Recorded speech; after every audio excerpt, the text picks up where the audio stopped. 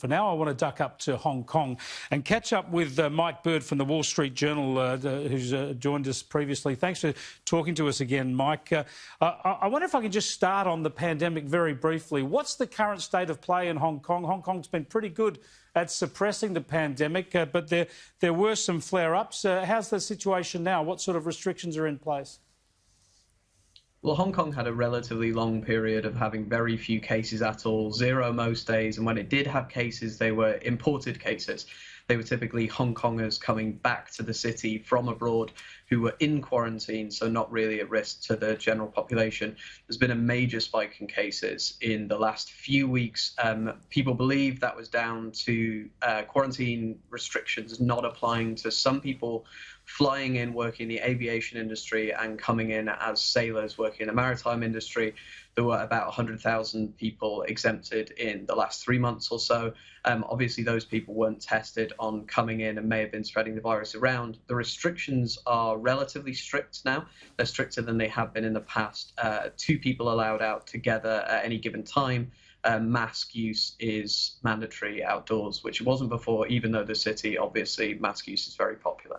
Yeah, Mike, now when it comes to, you talk about restrictions, tell us about the impact of these new security laws from Beijing. It's most concerning what's been unfolding. We've seen democracy protesters arrested in recent weeks. And tell us about Jimmy Lai, the media proprietor who was arrested yesterday. Explain to us what's unfolded there and just how ominous that is for freedom of speech in Hong Kong.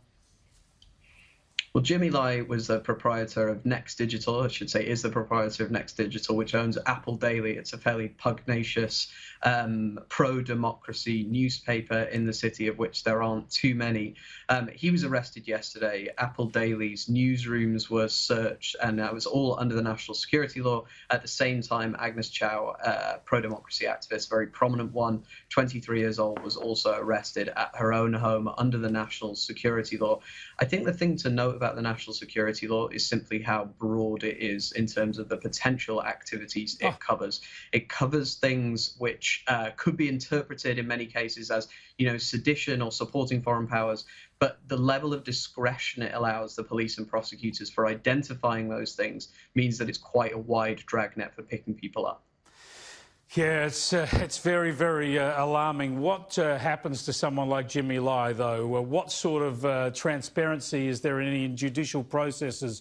Do we expect that protests from around the world will resonate in Beijing? Just how obscure will the implementation of whatever faces him be?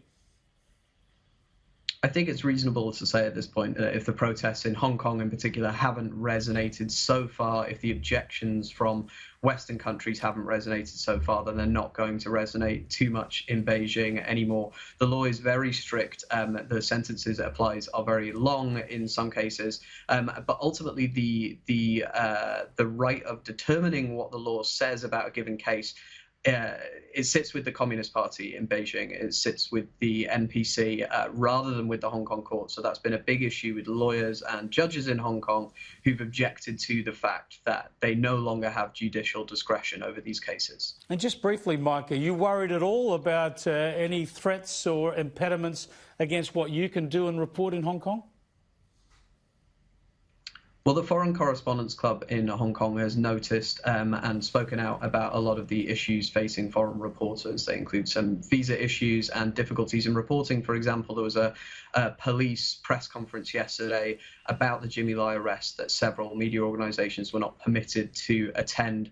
I think it's worth noting that the biggest risk here is to the domestic journalists, people like Jimmy Lai, people like the workers at Apple Daily, who are probably under a lot more pressure than the foreign correspondents. But obviously, Hong Kong is going from a place that was, for Asia, a relatively free media environment compared to a lot of other countries, to one that's much more in common with the general standards in the region. Yeah, it's deeply worrying. Thanks for joining us, Mike.